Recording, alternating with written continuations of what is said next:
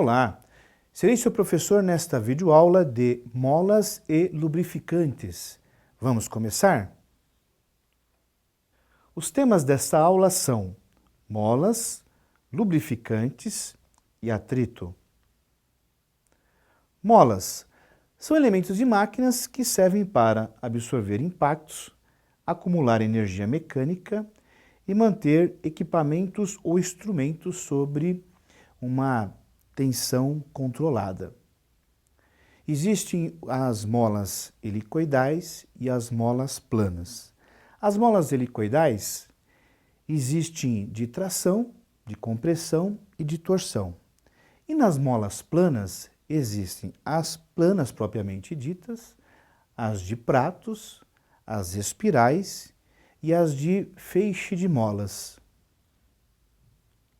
Molas helicoidais de compressão são projetadas de tal forma para acumular forças durante sua compressão e são construídas do formato helicoidal paralelo ou cônico, como por exemplo um sistema de suspensão de um carro, né? Outro exemplo também para segurar conjuntos, elementos, máquinas de grandes cargas, como por exemplo um grupo motogerador, um transformador, utilizam-se sistemas de molas de amortecedores, de amortecimento, para controlar a vibração desses equipamentos quando estiverem em operação.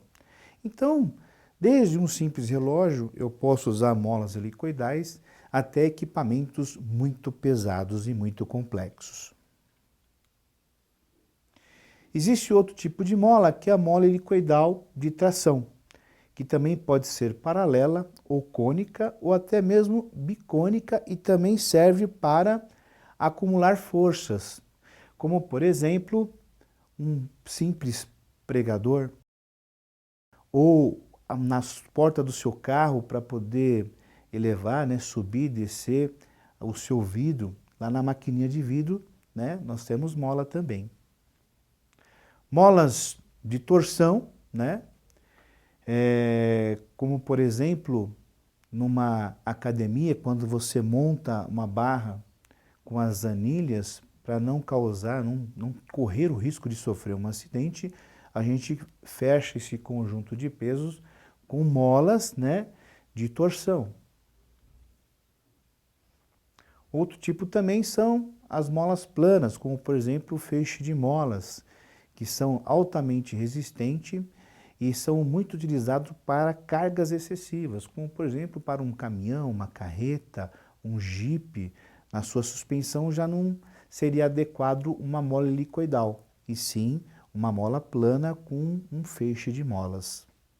O mais importante, independente se a mola for plana ou helicoidal, é você seguir seu projeto. Lá no projeto nós temos a seção transversal da mola, o diâmetro, largura, comprimento, altura. E no projeto também nós temos a definição do material, se vai ser um aço ou um material não ferroso, como um latão, um bronze, enfim. Cada tipo de mola tem a sua especificação e a sua utilidade.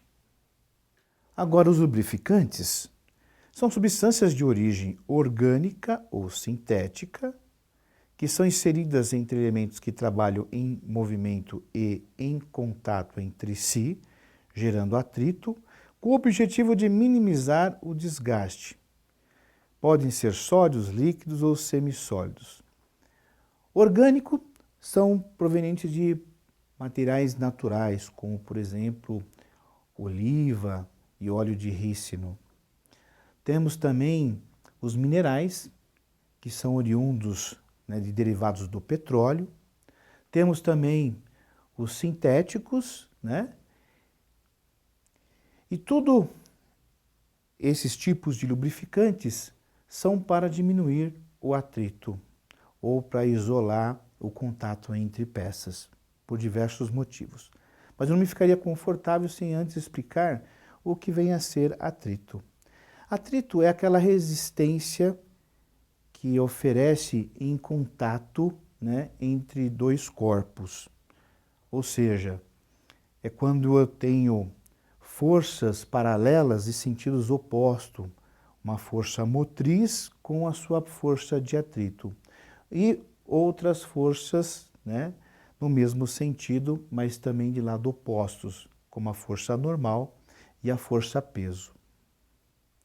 Existem 4 tipos de lubrificantes: os gasosos, os líquidos, os semissólidos, que são os pastosos, né, e os sólidos.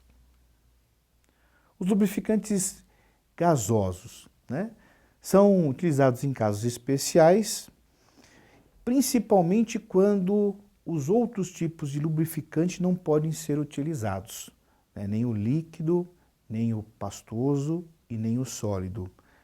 O fluido que é utilizado nesse tipo de lubrificante é o ar comprimido puro, né, para não existir a contaminação, ou até mesmo o hidrogênio. Existem também aqueles lubrificantes gasosos que servem apenas para diminuir o atrito, como por exemplo, né, esses óleos que são em aerosol. Tem grande utilidade em metrologia, em manutenção. Temos também os lubrificantes líquidos, né, que são fluidos que possuem propriedades físicas específicas, como por exemplo a incompressibilidade. E tem a capacidade enorme, né, a facilidade enorme de penetrar, né, e de fazer a função de deslizamento, contribuindo também com uma película protetora. Ou seja, esses lubrificantes líquidos, né, ele tem uma função de não permitir, por exemplo, oxidação, corrosão e desgaste.